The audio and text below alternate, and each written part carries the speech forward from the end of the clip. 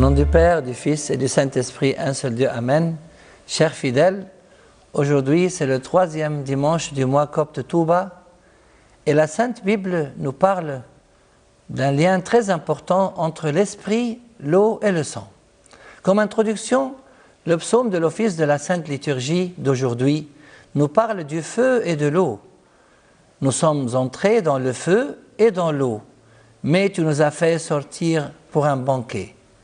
Et la première épître de Saint Jean dans l'office de la Sainte Liturgie nous parle de l'esprit, de l'eau et du sang.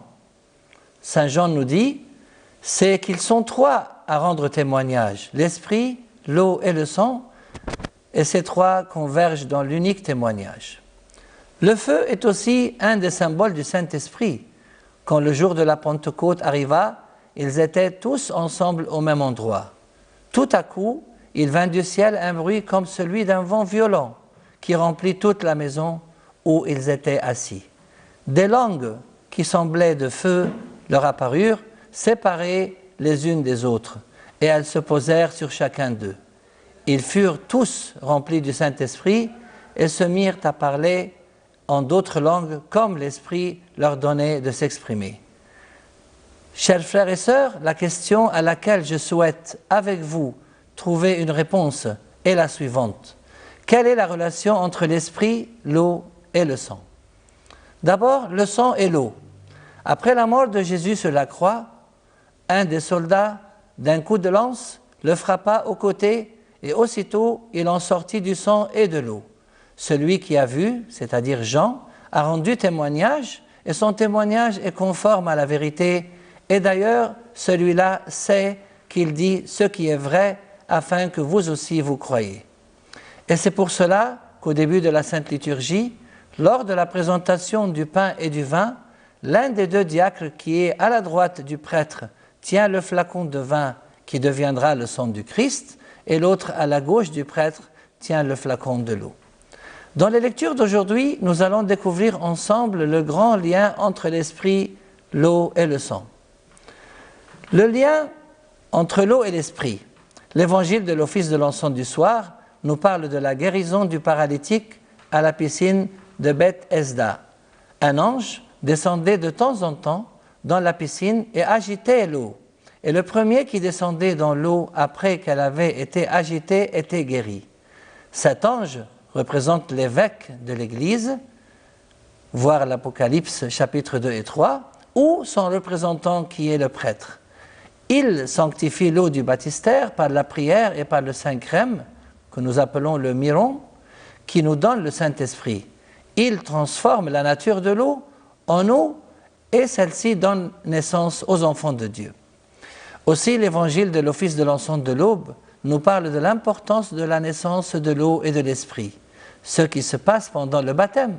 Notre Seigneur dit à Nicodème, en vérité, je te le dis, à moins de naître d'eau et d'esprit, on ne peut entrer dans le royaume de Dieu. Si quelqu'un vous dit, en parlant de l'eau du baptême, ce n'est que de l'eau, vous lui dites, c'est de l'eau et de l'esprit. Pareillement, Saint Jacques nous dit, quelqu'un parmi vous est-il malade? Qu'il appelle les prêtres de l'Église et que les prêtres prient pour lui en lui appliquant de l'huile au nom du Seigneur. La prière de la foi sauvera le malade et le Seigneur le relèvera. S'il a commis des péchés, le pardon lui sera accordé. Donc, si quelqu'un vous dit encore, en parlant du sacrement de l'onction des malades, ce n'est que de l'huile, vous lui dites, c'est de l'huile au nom du Seigneur.